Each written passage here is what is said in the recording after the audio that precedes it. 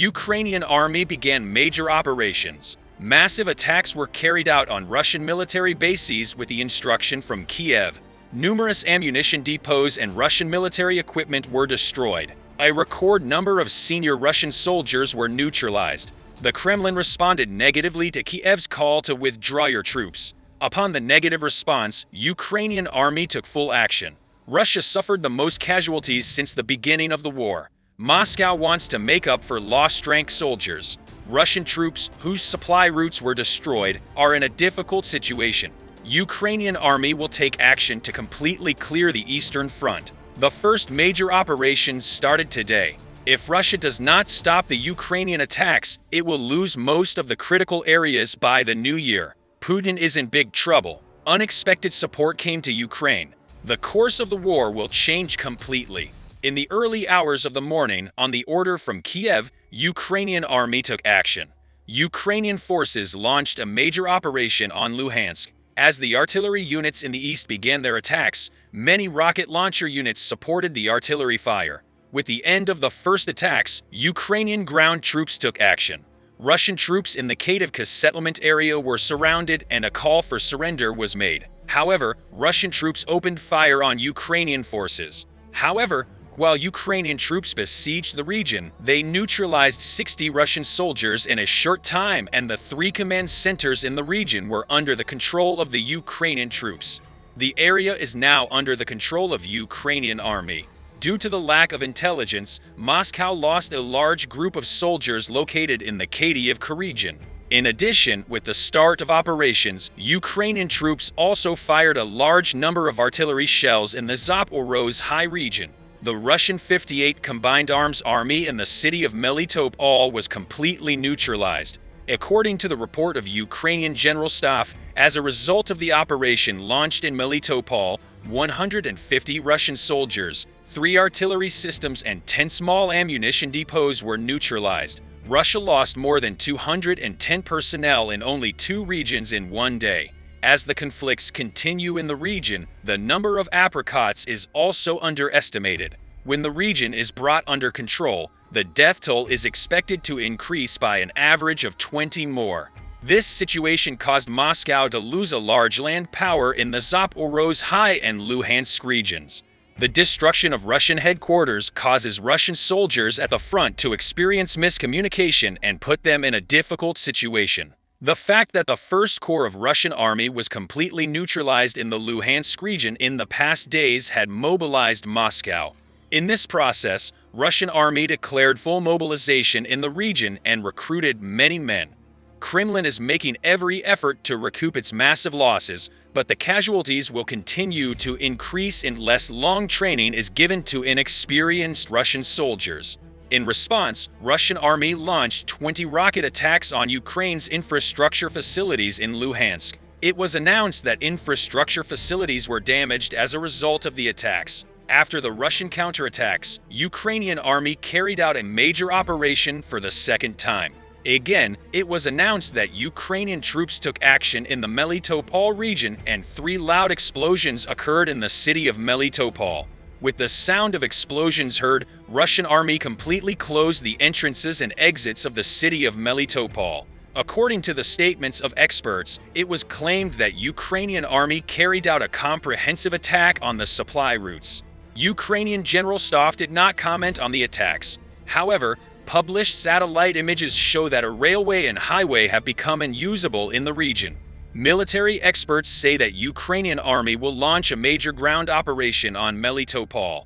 As the conflict continued, the Kremlin responded to President of Ukraine, Zelensky. Zelensky recently said that the Kremlin should remove Russian troops from Ukrainian territory. Zelensky, if Russian soldiers leave our lands before the new year, negotiations can begin. In this process, Kremlin spokesperson Dmitry Peskov responded to the call of the President of Ukraine Volodymyr Zelensky regarding the peace process to withdraw military forces of Russia from Ukraine until Christmas. Kremlin spokesperson Dmitry Peskov emphasized that there is no possibility of a withdrawal in Ukraine until the end of the year and said that Ukraine should accept the facts. Russia thinks that the regions where it will hold a referendum will be controlled by the Kremlin. However, about 45 days ago, Russia organized a fake referendum and announced that many cities in Ukraine would be under the control of Russian army. Kremlin spokesman Peskov has repeatedly expressed his support for the referendums. But Peskov's statements mean nothing, because one day after the statements made, Ukrainian army carried out successful operations and took control of the 3 big regions where fake referendums were held. Before the operations began, the Kremlin was making very harsh statements, but Kiev told the Kremlin that the answer would be at the front. In this process, Russian army had to retreat without even showing resistance. In this process, Russia needs to accept the facts and sit at the negotiating table, because the losses of Russian army at the front reached very high figures. But ambitious Russian officials want an operation on Ukrainian soil no matter what. The delivery of new weapons, ammunition, and defense systems to the Ukrainian army continues. It became almost impossible for the Kremlin to win this war. But if Putin admits defeat on Ukrainian soil, he will fall from power and become defenseless. That's why Putin thinks he should win a victory no matter what. But this will only prolong the duration of the war, because we examine the front line in detail every day and we do not share this news with you without pictures, videos, or official reports of the attacks. It is obvious that both sides suffered losses, but the motivation, logistics, and experience problems of Russian soldiers cause more casualties. In addition, extensive sanctions are imposed on Russia. The prolongation of the war for one day will cause Russian economy to fall into a worse situation. But for Putin, these problems are of no importance. The Kremlin and Putin's sole aim is to achieve victory on Ukrainian soil no matter what. If Russian army takes full control of an area, no matter how small, Putin will tell Russian people that the war has been won. The pro-government Russian media will announce to the entire Russian people that Putin has won the war with fake news. However, great support continues to come to Ukrainian army. I can say that the severity of the operations organized by Ukrainian armed forces will increase day by day. New systems from Western countries and experienced Ukrainian soldiers will continue to directly affect the front line. Addressing G7 leaders on Monday, Zelensky suggested 3 steps for a concrete solution process and said that this process could begin with Russia's withdrawal from the Christmas period. However, upon the response from the Kremlin, Western countries announced that shipments to Ukraine would increase further.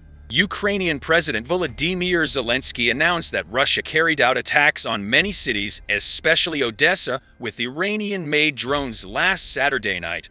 After Russia hit critical infrastructure facilities in Ukraine, USA prepared a new aid package, saying that the first part of the package consists of electrical equipment. U.S. officials reported that the first shipment of $13 million reached Ukraine yesterday.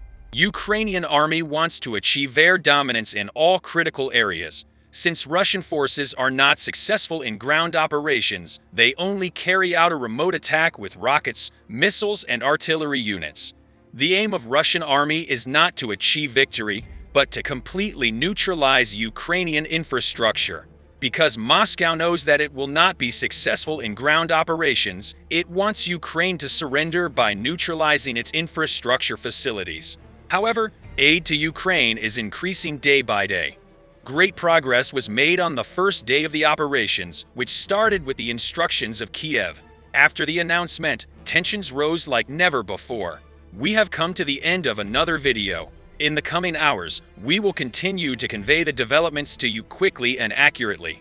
We continue to inform you objectively about the events.